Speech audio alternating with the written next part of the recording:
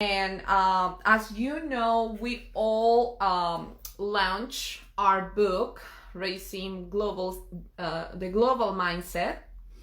And in this book, we are having a conversation between many different upbringings and many aspects and facets of life.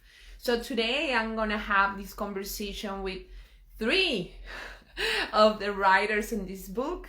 The three of them wrote 2 chapters, and as Aditi, the editor of this book, says, this is a great book. It's very easyable, snackable, which means like it's not a hard read. It's not technical. This is coming from an own voices perspective, from women from different cultural upbringings, different places in the world. And I think it's something that we all need to really evaluate more than ever at this time in the world. This is pretty new, so I want to introduce everybody for all the people that are following me. I was telling that this is a very special book because this is an own voices book, which means like a lot of perspectives are in this book. And these are the 3 women that wrote 2 chapters each. I read all of the chapters, so I will be asking questions on your chapters. Be ready. This book is more than ever needed in this world at this moment. I don't know how you feel about it, but I think with all the things that are happening, not only in the United States, it's worldwide. We're seeing so much polarization, so much like black and white has to be this way or the highway or stuff like that. And I'm like, wait a minute, let's stop for a moment. Let's call ourselves in our place. Yeah. And let's ask moms, because seriously, let's ask moms that are raising children, diverse children around the world, what are their perspectives? What is going on? And this book is exactly this. It's exactly that. And it's coming from a genuine perspective. And I wanted to invite these wonderful guests today to talk about those chapters and those topics that I think they're so important, not only for parents, but for educators, for people that have worked with the community.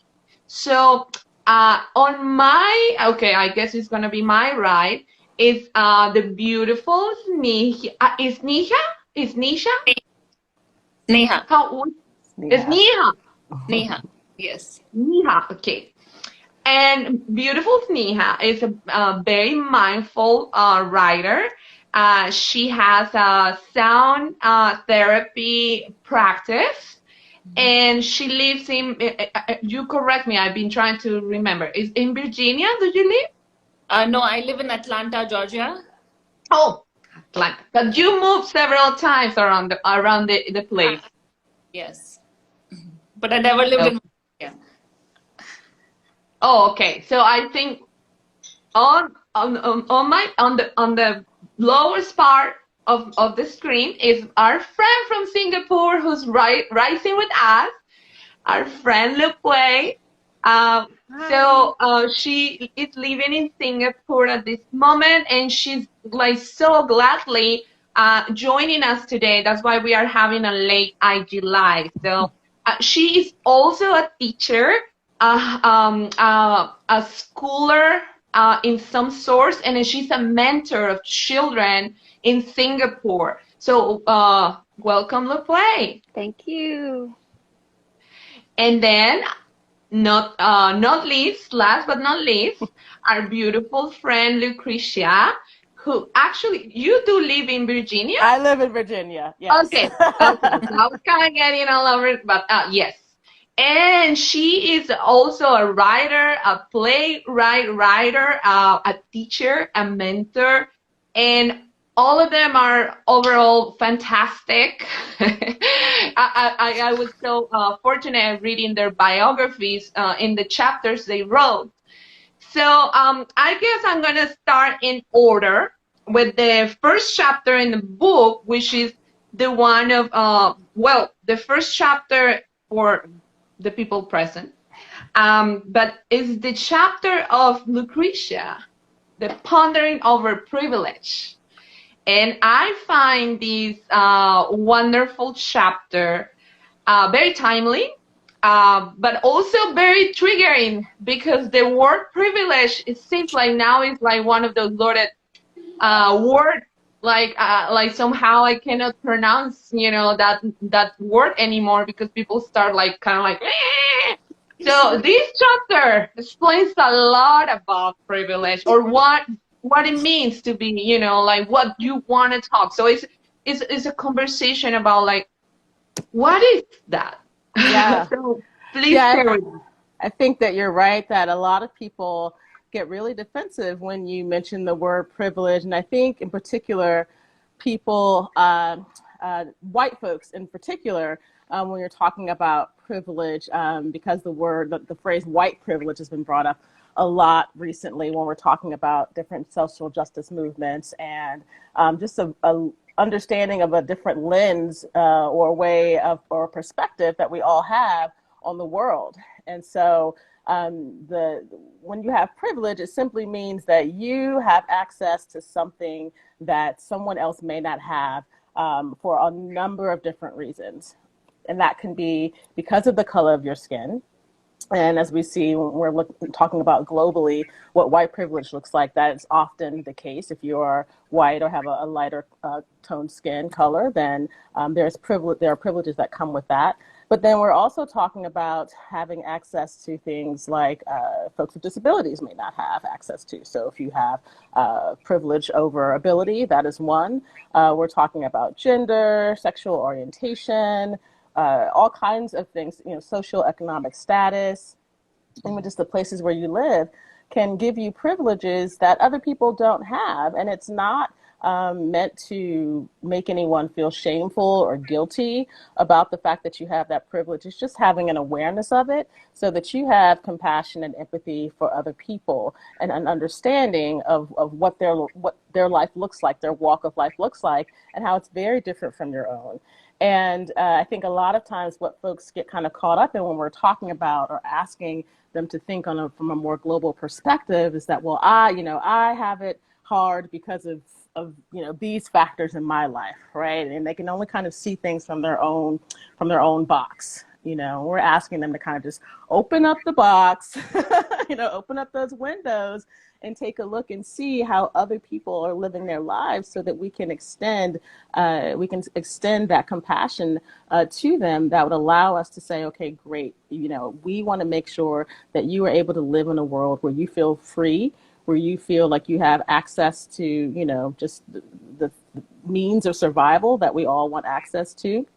And it's really important for us to talk to our children about privilege as early on as we possibly can, so that they understand some of the privileges that they have, and so that they can start to build an awareness of how to treat others as well. So that's that's the gist and I of want to mention that Lucretia in her chapter talks about how she teaches that to her two children, who she acknowledges that also have a lot of privileges that other children around the world do not have. And those things are not for shaming or, making them feel bad or guilty, but instead to create a sense of, like thankfulness, which gratitude, you mentioned, right. and like you mentioned that, many times we have to acknowledge that a lot of people that do not have our privileges have to endure things that we had never imagined, because we don't go through those experiences because we have our privileges. Exactly. So Yeah.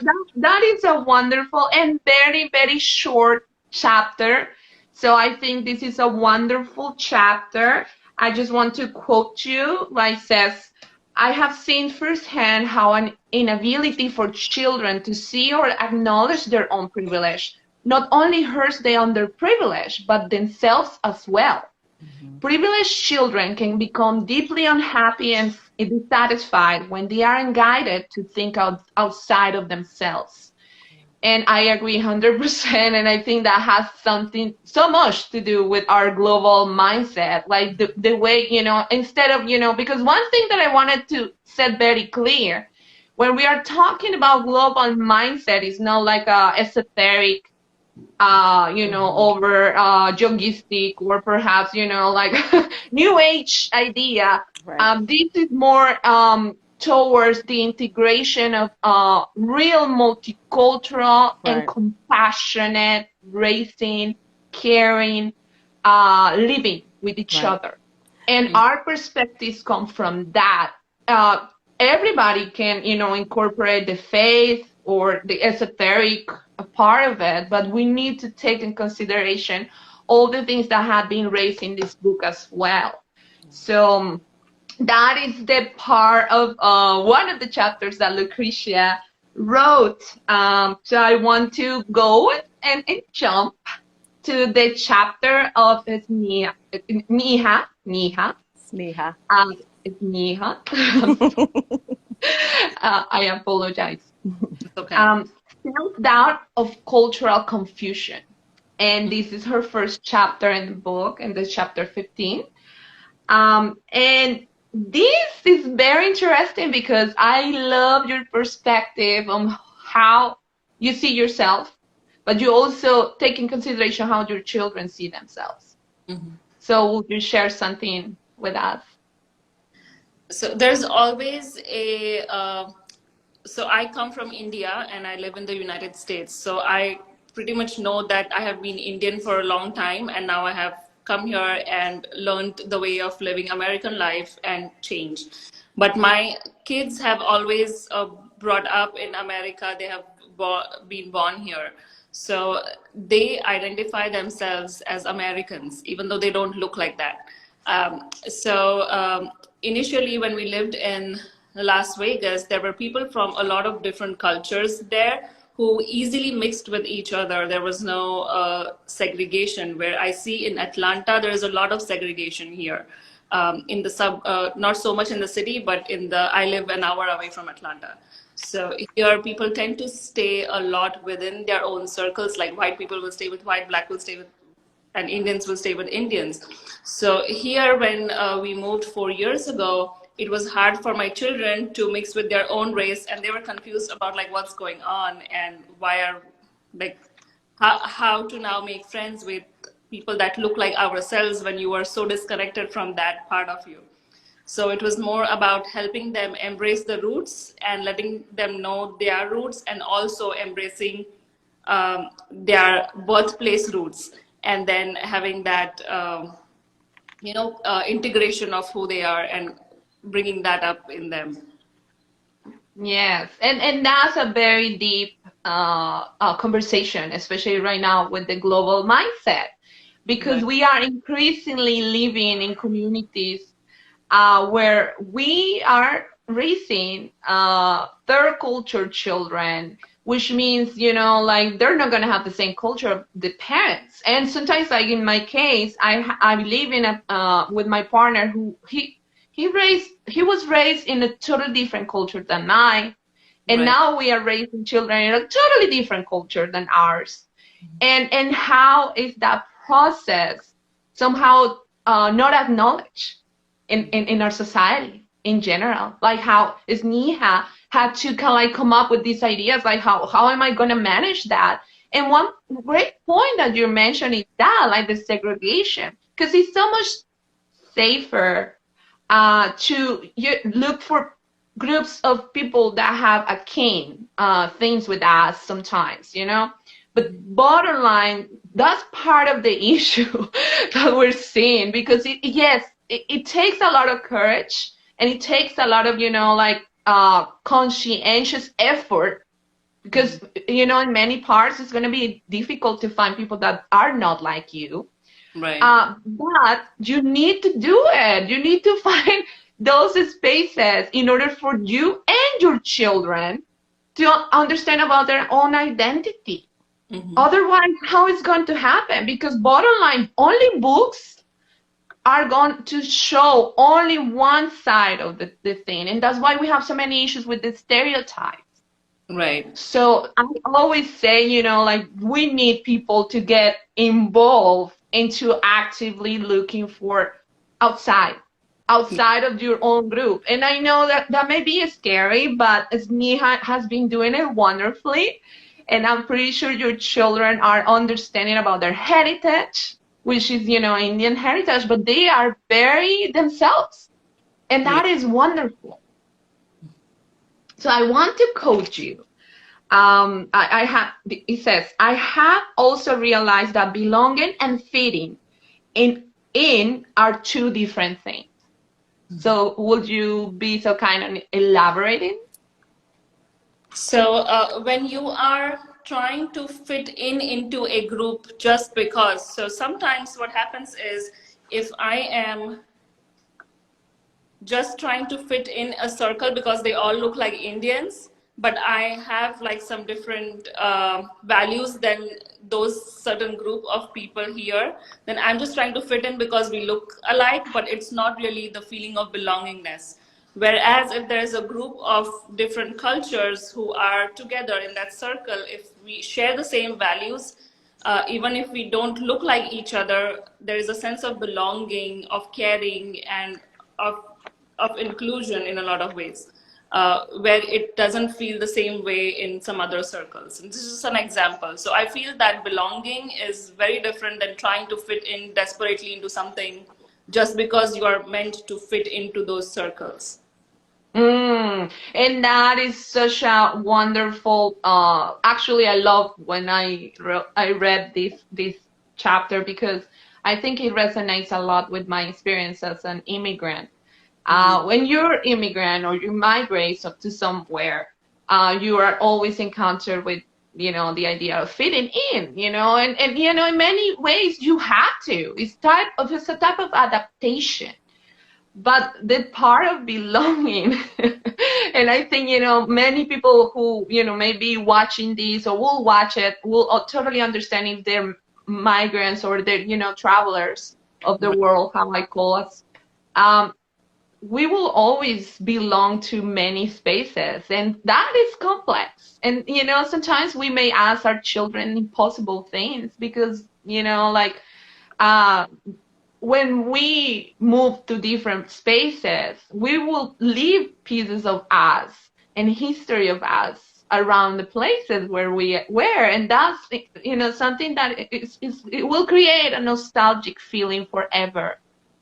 So thank you so much for speaking about this because I think it's so important for us, especially for adults, to understand that all children go through this process of and we need to talk about it. We need to warn them about like it's not about you fitting in just because they're pressuring you.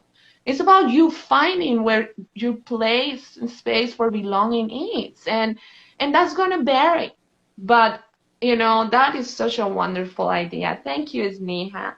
Thank you. So I like to continue in the book. I will address the other two chapters that all of you but I want to use the chapter of Lupwai.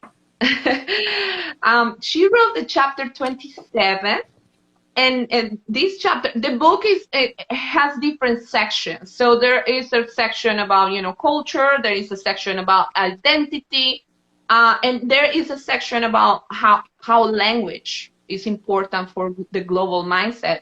And she wrote about using language to bond, and I love this chapter.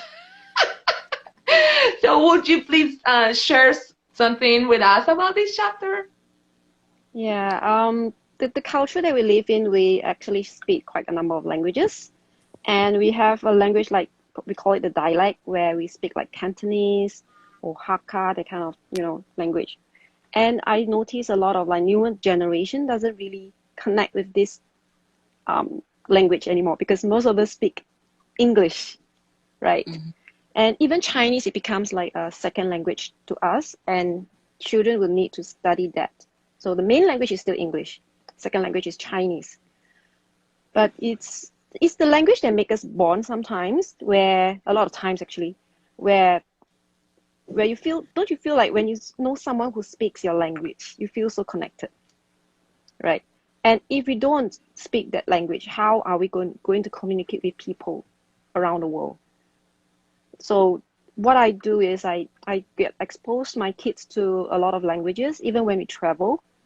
So they get to learn a little bit of the language of the culture, and also learn how to communicate with people with different languages. Even if you don't speak their language, how are you going to communicate with them or connect with these people, right? And even a sign language, it works. And they see that a lot of things, language can actually break a lot of barrier and feel the connection with that person that you want to speak to or connect to. It's not necessary that we have to speak the same language. Of course, the same language will be easier to communicate. But with that kind of connection with the other person, you'll find ways to speak each other's language and bond with each other. Yeah. Yes. And you know, like a lot of people don't understand that issue with languages. And you know, like me being a mentor in Spanish language, I always tell the people that, you know, it's not just the language, it's the culture, it's the people, it's the countries that speak that language. And you need to become mindful about that. For children, it's even more crucial. But I want to quote you. It says, one's native language is the language that creates a bond between people, as well as a sense of connectedness.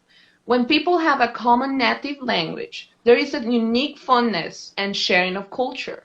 Having someone speak the same language as you increases friendliness and a sense of knowing the person. And I wanted to address something about this because, you know, we are living in increasingly actually spaces where English is the norm, the standard. And I have issues with that, you know, like I mean I'm thankful for it because thanks to that I am able to speak with all of you. But at the same time, to my mind, it comes to kind of like, well, but there's still many millions of people who do not speak English, and there's so many millions of languages and dialects, and so why is the English speaker, you know, always expecting that, you know, other people will speak English, you know, and we need to understand why. We need to understand the reasons behind why English has become, at this moment on Earth, such an important language. But bottom line, it is true. Language connects persons. Language creates unity. And that's why I'm always, you know, like telling people, please learn languages. But do not think that only one language or being, you know, monolingual will offer you the same capacity of opportunities to bond globally. So as you know, because as increasingly we are seeing that the Chinese speakers are becoming, you know, some of the bigger influences around the world. So Lupwai is having that advantage because your children are learning from you, and they can visit some places where they only speak in different types of Chinese, as we know there are different kinds. Yep. So it's such a wonderful thing to ponder, because I think it has a lot to do with the global mindset, but at the same time we need to you know, have a mind, you know, why do we expect others to speak our language? Why can't we learn others people's languages to reach out to them, not, you know, not vice versa? So, and I love that you mentioned the sign language, which is something that it can always bring a smile and connect, even if you don't speak the same language, but just by, you know, your attitude and, you know, the way you treat others.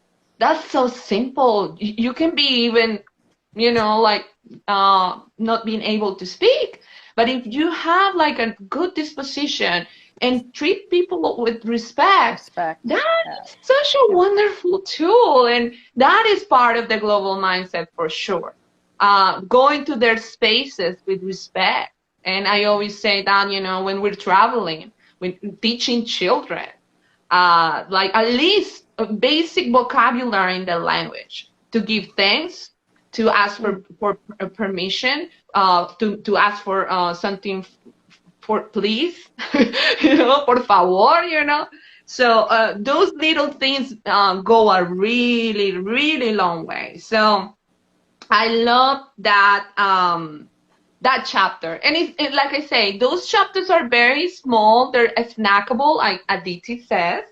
And I love that this book offers so many little tidbits about, like how a lot of women are raising their children. So I like to go for the second chapter, Sneha, which is a very interesting one as well. And it says self-doubt of cultural confusion.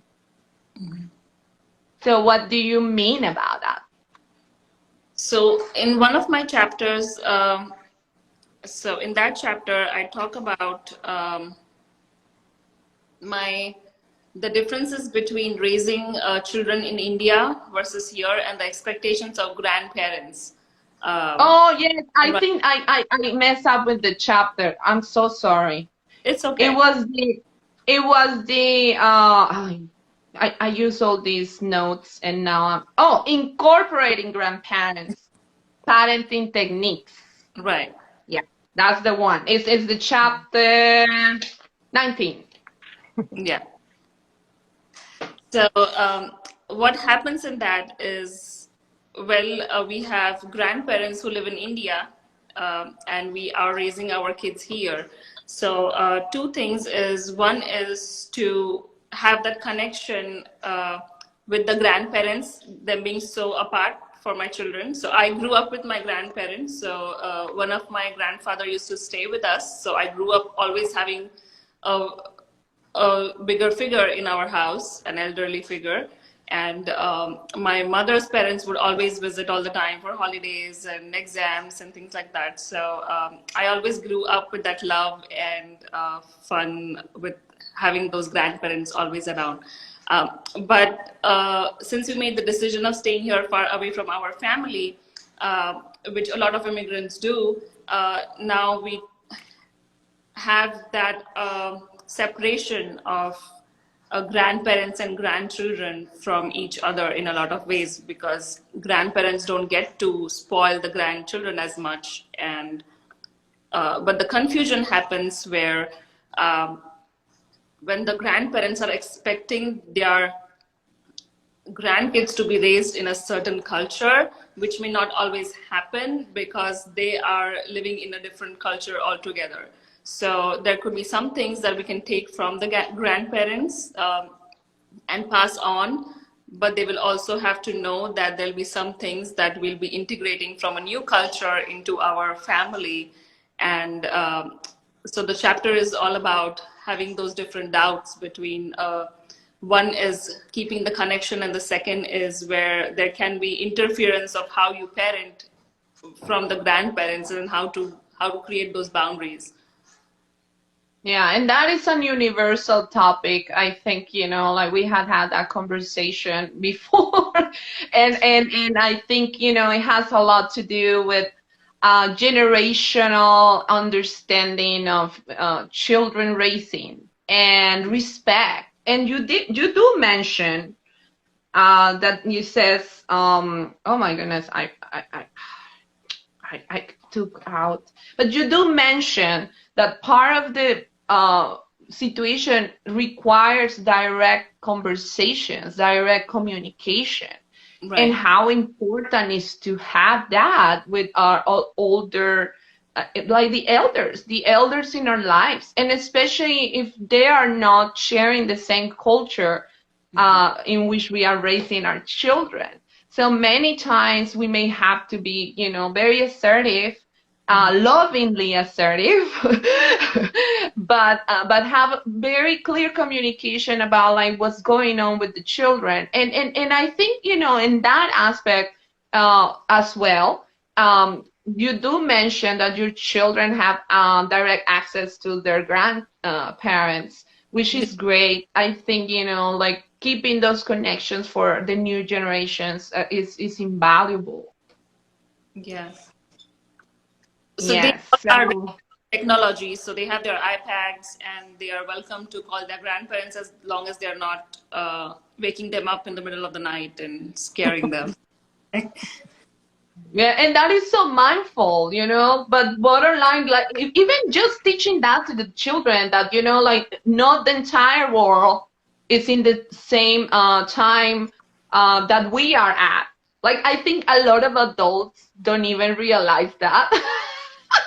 Like I've been having conversations like, do you realize like, like they're already in the new year, like last the new year, like I have to explain to people stuff or explaining to adults like, well, we are in spring here, but on the other hemisphere, they're not in spring, they're in fall. and they're looking at me like, and I'm like, yeah, like that's part of thinking That's a globally. It's thing. not just the Yeah, neck of the woods, It's not just what you think it is forever and ever, but there's so many other things happening in this world because that's the beauty of it. That is the beauty of the global mindset. It's not like we're trying to destroy your little piece, your little neck of the woods forever and ever. No, it's just that we have technology and we know that there are many wonderful people around the world the same way you are trying to raise your family and you're trying to raise your children. There are many, many millions of people around trying to do the same.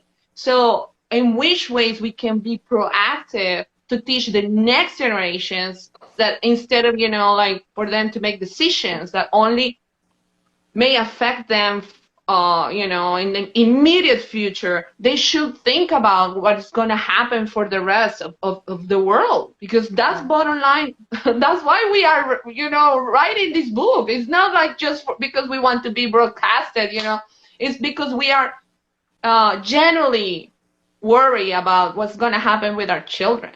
We are teaching them. Are you teaching them? Are you actively involved in teaching the next generations as a teacher, as a mentor, as a leader in your community, teaching your children that, yes, there are many other things around the world and they're same value than your culture and your values. So, yeah, I get passionate about it because I think, more than ever, we need this type of mindset. So I want to go to the next chapter of Lucretia, which is exactly that, is learning about the world. And she writes in this chapter about how she has used the privilege of traveling to teach her own children. And also, how important is to do that since you're a child. So, would you please share with us? sure. Yeah, and writing that from the perspective of someone who didn't travel, globally or anything like that as a child. In fact, first time I got on a plane wasn't until I was in college and university myself, and then had the opportunity to travel abroad sometime thereafter.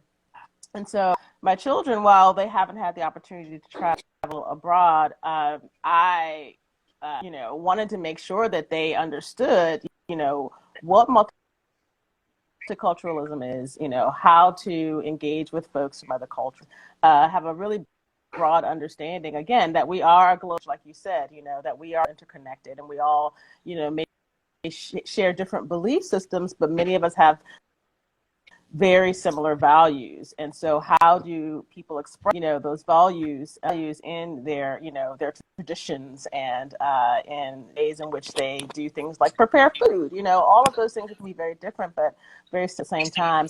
And I think this is actually a common thread that so many of us as contributed to this book have written about, right? Especially folks who have had the opportunity to travel a lot with their children. And so in my chapter, I actually talked about how, I used to work for the Smithsonian Institution here in the United States in Washington, D.C. see, and they have all of these different museums that are rich with giving people the opportunity to experience, different cultures. And so I had the privilege of, giving those opportunities to children, right, as a program manager for the Smithsonian Institution. And so, I made sure that my children experienced that and passed it on to them. But, I also, from my life, who I know have traveled with their children quite extensively and do so with intention and purpose. It's not, they choose to, I have one family who I call my family, my very dear friends, Terry Muse and Matt Pasca, who are up in New York, and they travel with their children every year during the winter holidays, as opposed to kind of giving each other gifts. That is the gift that they wanted to give to their children, was to make sure that they were able to travel and to experience as much of the world possibly could, so that they could make sure that they could continue to express the value of people and have a really global understanding of what folks' experiences are. So that's primarily what that chapter is about. And I love that, in reading your chapter as well, Johana, about, I'm sorry, I was trying to find the title of your chapter. So you're interviewing us and talking about our chapter. It's incorporating cultures into celebrations. Yes. As I was reading your, absolutely. So some of the things that you're saying there, as far as you're inviting different cultures to celebrate in different ways and sharing about the different, tradition, really, really important to do that. And I talk a little bit about that as well, as far as kind of attending festivals and things like that. If you're not able to take your children out of the country, there are absolutely opportunities all around. Just seek them out, so that you can have them learn to embrace other people. Yes, and that is the invitation. I believe, a lot of people, yes, they may think, oh, but these books, this type of books are only for certain type of people who may, have, there's pets or, they're international travelers and I always have to remind them that is not the case. And many times, all of us had grown, as you mentioned in your chapter, has grown, fascinated with, learning about different cultures, period. And many times we learn it through TV shows, books, documentaries, going to a museum. And, those are very valid ways where you can expose children to different things. But bottom line, because we are living in such an increasing diverse space, which is the global world at this moment, we have way too many other opportunities to teach our children, to teach next generations that, yes, it's about culture. Yes, it's about music. Yes, it's about food, but it's also about people. It's also about people who feels the same way you feel. Perhaps they cannot tell you because they speak their own language. Yeah.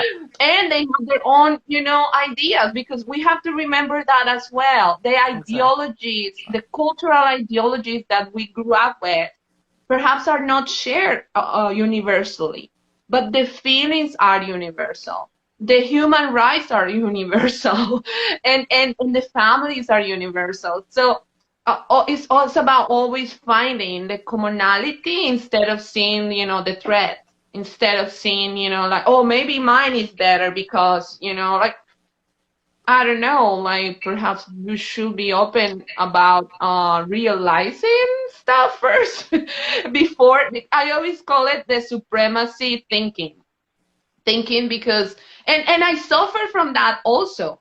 I have to say, all of us have this kind of in so many ways we will think, oh, but I do this better, or I make the rice better, or who knows, so many things. And I always have to remind my children, yes, that's a tendency, but it's a tendency we need to be mindful of, because in the same way we believe we are the best, many other people believe that, and they can get to a point where they can oppress others and make them suffer because they believe they're better. So that is something that, I think reading books that are on voices, a bunch of different people, diverse people, we didn't grow up in the same space. We only met each other because we were writing this book. And in many ways, I think that validates this experience, this book, because we weren't friends who decided, oh, let's write a book about, like, no, Right. this came out of a very genuine effort of us wanting to make a difference in everybody's homes. So if you have access to this book, you can have the access to what we have lived in our first experiences. And then you can make your own effort. You can do your own part. And that's kind of like the invitation. So I'd like to keep talking about the next chapter that I want to, which is Lupwai, is the chapter 31, making festivals relatable today. Yep. I'm not sure whether you guys experience that, but I do experience that. Like very traditional kind of festivals is sort of like dwindling away, and because we like, so most of us are busy working and stuff like that. Sometimes we don't even celebrate some of the festivals, or sometimes we just let it, just let it go, let it brush off, and oh, it's just another day, that kind of stuff. And to me, it's kind of like, for example, the Chinese New Year, right? In the past, like, families will like all gather together, making food, like your chapter, right? Making food together, creating delicious, yummy food, and having people gather together and celebrate together as well. But as people start to have a busy lifestyle, some will forego these kind of festivals and spend time on your own to relax because it's a holiday. It happens to be a holiday and stuff like that.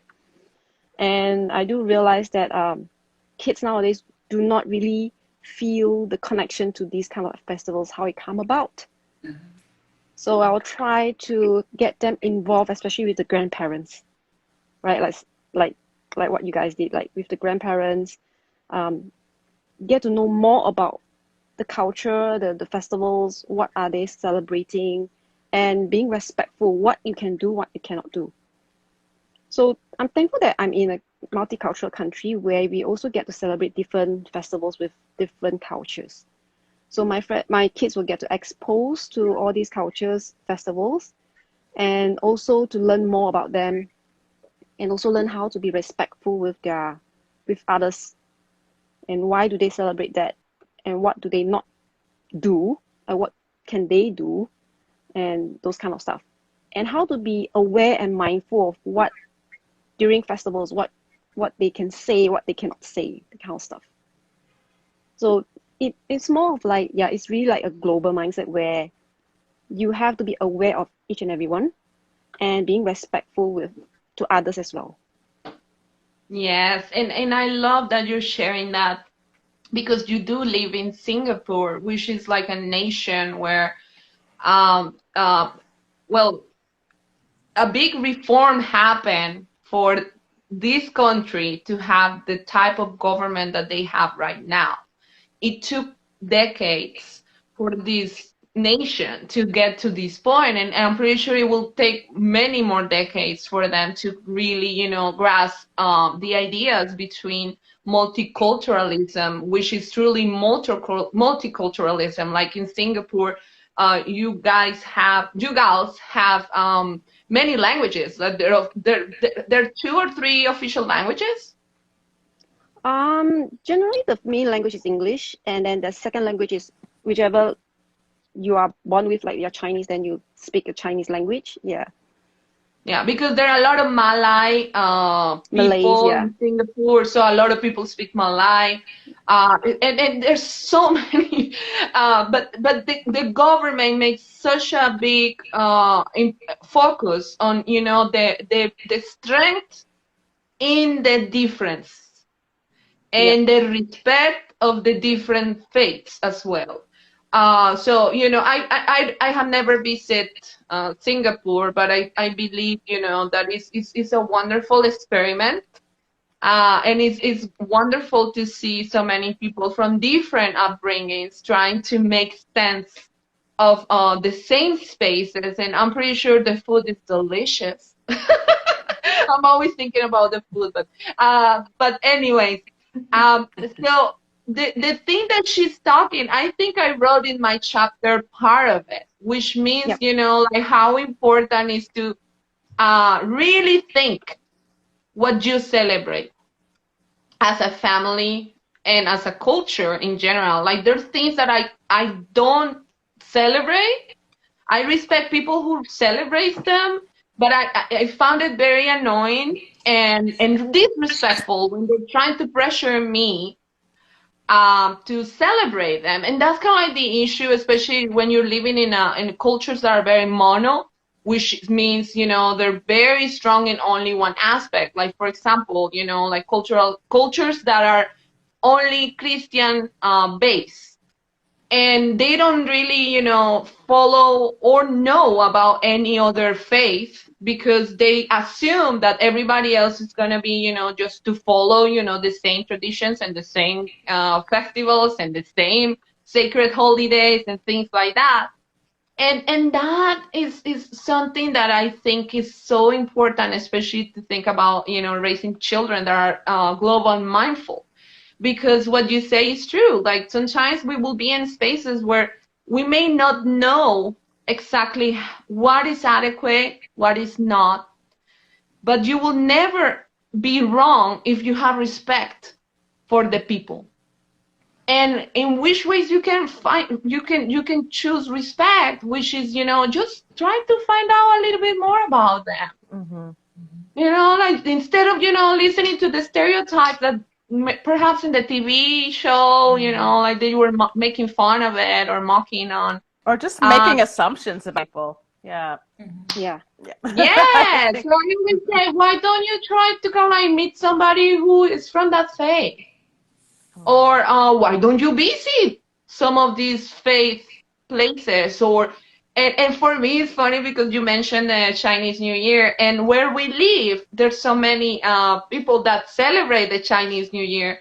So there are different celebrations around, you know, the county. And I chose to celebrate Chinese New Year. Of course, I don't do it in a traditional way because I don't have that heritage. But for me, it's very important to teach my children, you know, this is the way you celebrate. These are the customary things that you do for the celebration. And the reason for that is because for me, it's a valuable celebration.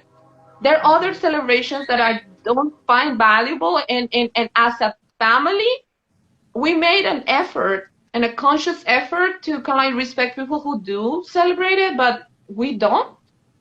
And I think we should be able to live in society where it's fine. Like we don't have to be pressured to celebrate something that is not relevant to your family, or, you know, can really resonate with you. But you should be all right, you know, letting other people celebrate it, because bottom line, that's like respect and freedom and be nice.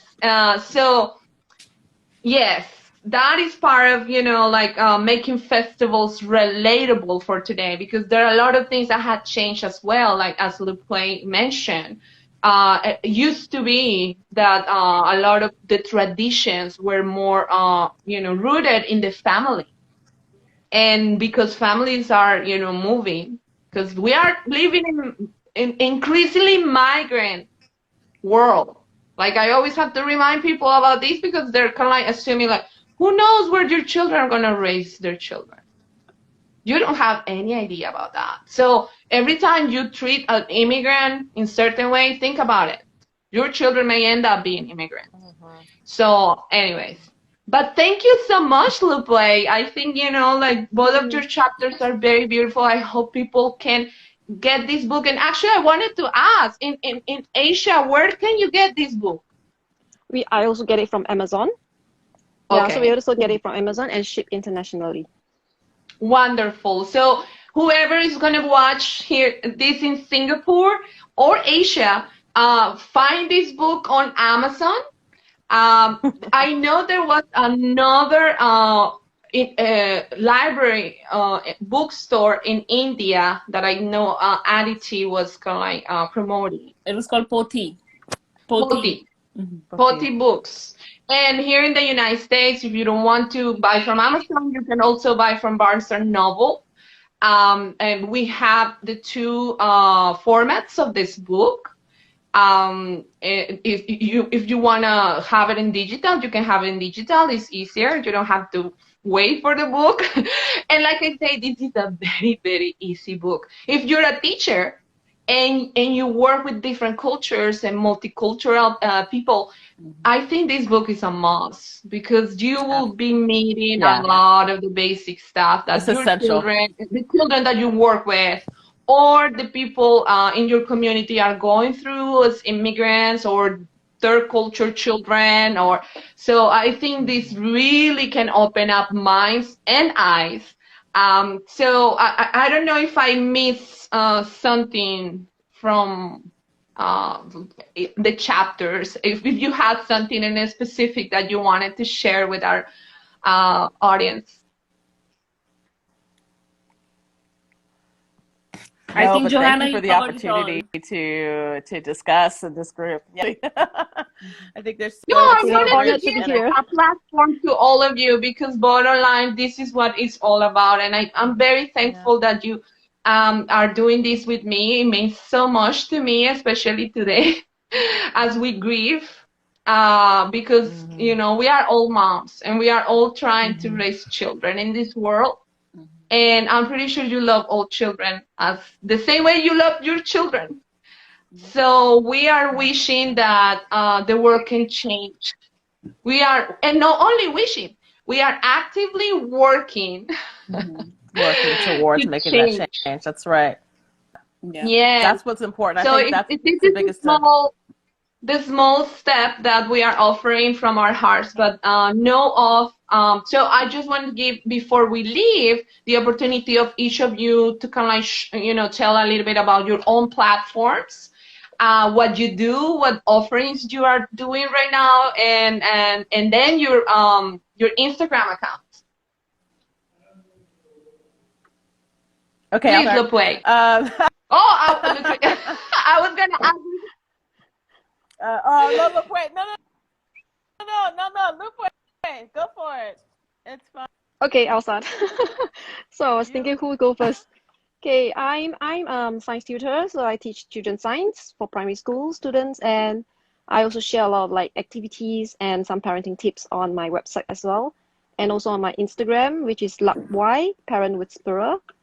And of course, when teaching our children, we don't teach just the subject itself, but also holistically with other subjects, like even with like talking about culture and stuff, when the certain topics or questions touch upon that.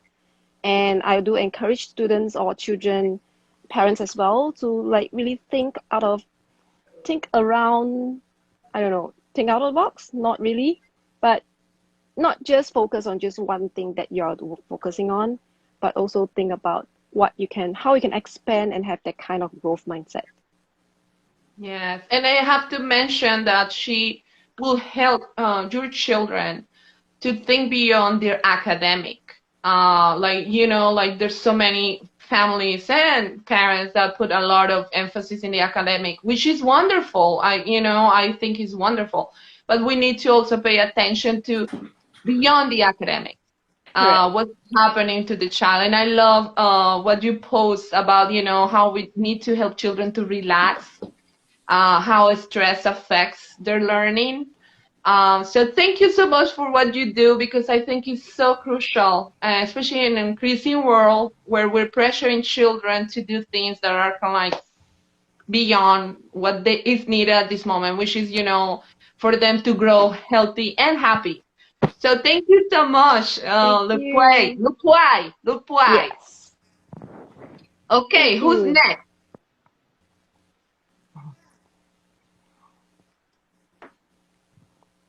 I'll jump in. I have a coaching business called Joyful Muse Coaching, and you can follow me on Instagram at Joyful Muse Coaching. I provide not only life coaching for all individuals, but very specifically parenting coaching around anti-racism as well. So I know that, just in following all of you, it seems to be, again, a common thread and a connection of just how do we care for the social, emotional well-being of our children and ourselves. And so as a guide in helping people to do that, that's what I do. That is And I also put wonderful. together. And I have to say, Lucretia is a very, very, very talented woman. So she's also an actress, and she coaches for theater. So if you are in her neck of the woods, you know where to get. But I appreciate a lot what you're doing and also how you're raising amazing and strong children. I love it. I love the relationship you have with your children. So thank you so much, Lucretia. Thank you. Hi, I'm Sneha, and right now I'm in the middle of brand change because I had this awakening this week. But right now I have my Instagram account as Shift to Prosperity, and what I do is I help parents empower themselves using mindfulness and financial knowledge to bring more prosperity in their lives and reduce the stress that they have in like little shifts and little mindset shifts and little actions that they can take. So whatever I teach is very actionable, very strategic. It has a mix of sound healing and energy healing to it. It is a little bit of woo and a little bit of practical. And It sounds fantastic, Sneha. I mean, like I'm always up to abundance because I think like that changes everything, all the perspectives. When we have abundance, we can share freely, and we don't have to be in stress. And that's what we want for all of you. Thank you so much for joining us. Now you know where to find us. And I hope you can take advantage of this book, this energy. Please know that we love you and we care for you. And I'm talking about, all these beautiful women that are like looking at you in the street because I know they care. Thank you so much for everybody. And thank you for joining us. Have a Bye. good night. Bye-bye. Thank you. bye.